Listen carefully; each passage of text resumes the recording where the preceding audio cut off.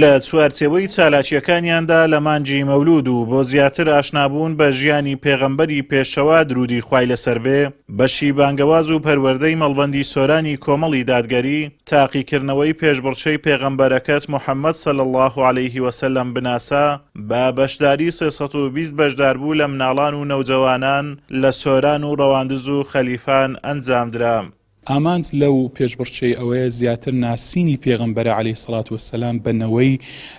تازەمان بەو جیلە نوێیەمان بۆ ئەوەی کە بتوانین پێغەمبەریان عەلەیهی سەڵات وەسەلام پێ ئاشناکەین و بە سیرە و ژیانی پێغەمبەری پێشەوا عەلەیهی سەڵات وەسەلام ئاشنا بن و بتوانن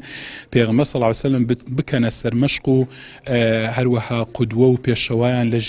لە ژیاندا و چاو لە پێغەمبەری خوا بکەن عەلەیهی سەڵات وەسەلام بۆ ئەوەی نەوەیەکی تەندروست، نەوەیەک زمان پاک، دەست پاک، ئەمین، داوێن پاک بتوانین کە پێشکەشی کۆمەڵگای بکەین و خزمەت بە کۆمەڵگای کوردەواریمان بکەین پشت بە خوای پەروەردگار. ئەمە شتێکی زۆر باش بوو بۆ ئەو مناڵانە ئەو پرۆژەیانی هەتا تەمەنی 16 ساڵی کە بەشداریان کردیا پێم وایە ئەمە زۆر باشە بۆ داهاتووشان، چونکە بەداخەوە ئەبینین ینی مناڵەکانمان گەنجەکانمان ناوی ئەکتەر و گۆرانی بێژ و هەموو ئەمانە ئەزان کەسایەتی دیاریزان و ئەوانەکان، بەڵام لە باسی پێغەمبەری خوا صلی الله علیه و سلم زۆر پرسیاریان لێ ئەکەن نازان، بۆیە بە گرنگی ئەزانم کە ئەم مناڵان هەر لە سەرەتاوە ئاشنا بن بە ژیان و بە ناسینی پێغەمبەری خوا صلی الله علیه و سلم. مناڵان و نەوجەوانان بە گەرم و گوڕیەوە بەشداریان لەم تاقیکردنەوەدا کردو، دەڵێن ئێمە لە خۆشەویستیمان بۆ پێغەمبەری خوددا بەشداریمان کردو، دەمانەوێت زیاتر شارەزاییمان لە ژیان و ڕەوشت و ئاکارەکانی سەروەردا هەبێت. سوودیان پێشبڕکێ ئەوەیە کە تەنها ئێمە لە ژیاننامەی پێغەمبەر صلی الله علیه وسلم شارەزا دەبین و هیوادارش تەنها لەسەر ڕێزگای ئەو بڕۆین و بۆ ڕۆژ دوای تەنها لەسەر ڕێزگای و بین و لەسەر ڕێزگای ئەویش تەنها دەگەین بە باش. وەڵا خۆشەویستی پێغەمبەر صلی الله علیه وسلم لێک کە بگەین بەم پێشبڕکێ و بەم پێشبڕکێ و هیوادارین دەرجێکی باش بهێنین. وەڵا داواکارینەوە یەکەم زۆر پێشبڕکانە داهاتوودا دایم بەردەوام بێت و پەیرێژی زۆر بەخۆی بێت. لە خۆشەویستیمان بە پێغەمبەر صلی الله علیه وسلم بەشداریمان کردووە لەم پێشبڕچێەوە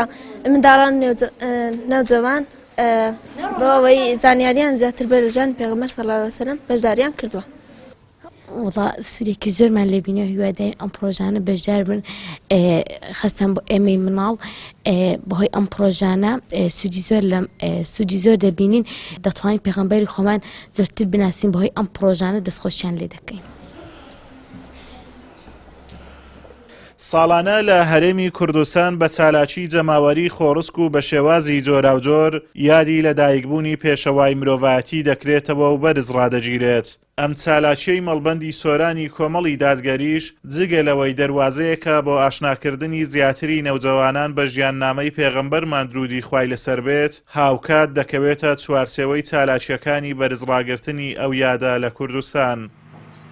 ئازادۆمەراوەی کەناڵی ئاسمانی پەیام، سۆران.